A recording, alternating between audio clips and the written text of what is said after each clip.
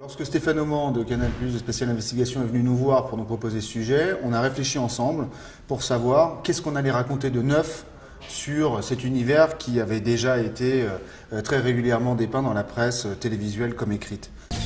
Hier les princesses, aujourd'hui les chefs d'État.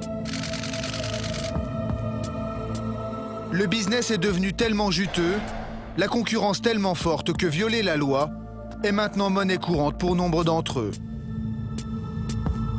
Méthode d'espionnage, informateurs occultes, corruption. Comment les paparazzis arrivent à nourrir la curiosité des lecteurs de la presse People? On s'est placé en fait sur un autre registre qui n'était pas la question de la morale, mais la question de la légalité, du droit. On s'est posé la question de savoir comment est-ce que les paparazzis s'informaient, comment est-ce que la presse People réussissait à connaître avant tout le monde les secrets de la vie privée des célébrités ou des stars du moment. L'informateur du paparazzi se connecte directement sur la page internet réservée aux employés de l'opérateur.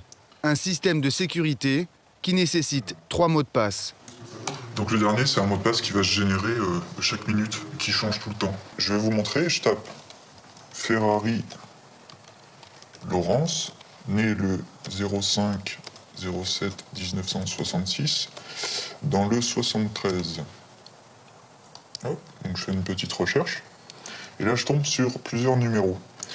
Alors, on va prendre le premier, donc Ferrari Laurence. Voilà, je double-clique et j'arrive sur une page d'information.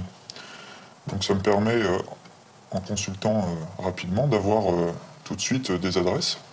Ici, je te montre. Numéro de téléphone portable, adresses personnelles et professionnelles. Des informations très précieuses pour un paparazzi. En réalité, le paparazzi est un peu l'arbre qui cache la forêt. Derrière, il y a un grand nombre d'informateurs.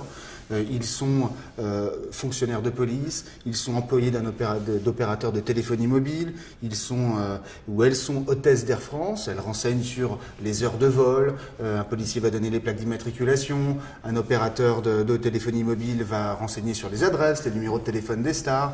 Et en fait, les paparazzis, pour faire leurs enquêtes, pour réussir leurs photos, ils ont besoin d'avoir ces informations. Le policier qui leur enseigne risque la révocation, un risque chèrement payé. Le problème, c'est que dès qu'on commence à taper dans les têtes d'affiche, donc les people, même les policiers sont gourmands, donc eux augmentent terriblement, voilà, la note devient très salée, donc là on va tourner, voilà, pour une plaque d'immatriculation à 200 € l'info, donc c'est comme ça. Ça constitue à chaque fois un délit, et pour l'informateur, et pour le paparazzi, puisque dans ces cas-là, on se retrouve soit dans la corruption de fonctionnaires, soit dans le vol ou le recel de secrets professionnels, soit dans la violation du secret des correspondances. Est-ce que vous savez toujours si les paparazzis n'ont pas enfreint la loi pour justement avoir un certain nombre d'informations? Est-ce que c'est interdit d'avoir des informateurs? C'est pas interdit d'avoir des informateurs. En quoi, à partir du moment où on paye un fonctionnaire de police pour révéler une information confidentielle, c'est de la corruption. Nous, on paye, on n'a jamais payé un fonctionnaire de police. Alors ça, j'en sais absolument rien. Ça c'est vous qui le dites, c'est votre enquête. Hein. Écoutez, là, vous me parlez de délits épouvantables, mais vous ne pouvez pas empêcher les paparazzis, comme les journalistes de tous les magazines, d'avoir des sources d'informations. Les journaux sont assez hypocrites, puisqu'ils commandent à des paparazzis des enquêtes, etc., des défilatures. Ils veulent avoir les photos les plus exclusives, les plus chaudes, les plus scandaleuses, mais quand on leur parle des méthodes employées par les paparazzis qui travaillent pour eux, soit ils ne sont pas au courant, soit ils ne savaient pas, soit ils nient totalement en bloc. Il ne faut pas qu'on se méprenne. En Grande-Bretagne, le pays de la liberté de la presse, le pays de la presse people trash et des tabloïds qui ne reculent devant rien dans la violation de la vie privée.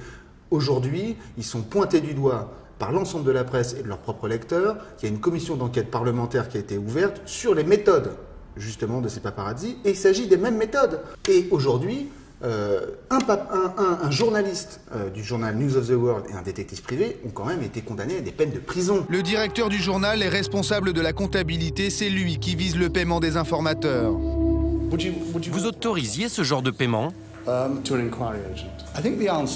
Écoutez, ça dépend si ces informations sont obtenues légalement ou non.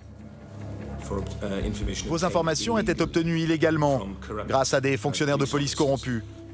Étiez-vous au courant de ces paiements, monsieur? Pas spécialement, non.